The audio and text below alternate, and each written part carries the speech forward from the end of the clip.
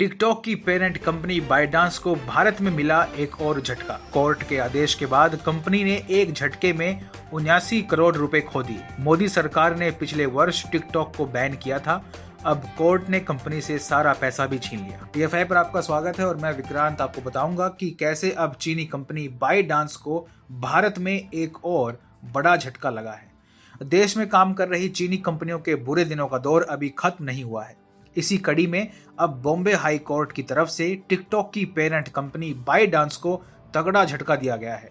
सरकार ने इसी वर्ष मार्च में कंपनी पर वित्तीय गड़बड़ी का आरोप लगाकर बायडांस के बैंक अकाउंट्स को फ्रीज कर दिया था और साथ ही कंपनी पर 79 करोड़ की टैक्स चोरी करने का आरोप लगाया था। सरकार के इस आदेश के बाद बायडांस ने राहत के लिए बॉम्बे हाई कोर्ट का दरवाजा खटखटाया था, जहां से अब उसे जबरदस्त लताड़ पड़ी है। भारत सरकार चाहती है कि बायडांस पहले टैक्स चोरी के 79 करोड़ रुपए सरकार के पास जमा करे और उसके बाद ही उसके बैंक अकाउंट्स को एक्टिवेट किया जाए।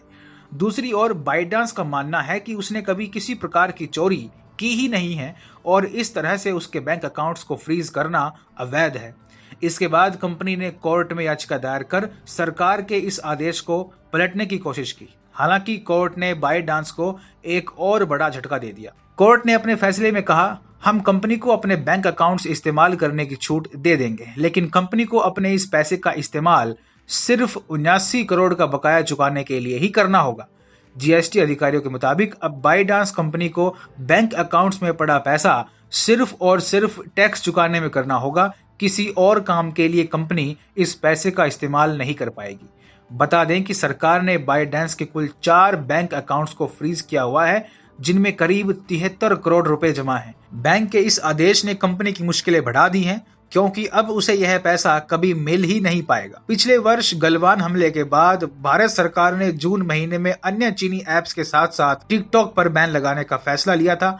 इसके साथ ही टिकटॉक के खिलाफ टैक्स चोरी करने का भी मामला दर्ज किया गया था, जिसको लेकर अब तक कंपनी को सरकार या कोर्ट से राहत नहीं मिली है। यह दर्शाता है कि भारत सरकार द्वारा चीनी कंपनियों के खिलाफ उठाए गए कदम न सिर्फ कठोर थे बल्कि फुल प्रूफ भी थे। यह भारत सरकार की कड़ी कार्रवाई का ही परिणाम था कि इस वर्ष जनवरी में इस चीनी कंपनी को भारत में अपनी वर्क फोर्स में कटौती करनी पड़ी थी। भारत सरकार अब तक सैकड़ों चीनी ऐप्स को बैन कर चुकी है, लेकिन कोई भी चीनी ऐप अब तक सरकार के फैसले को पलट नहीं पाई है।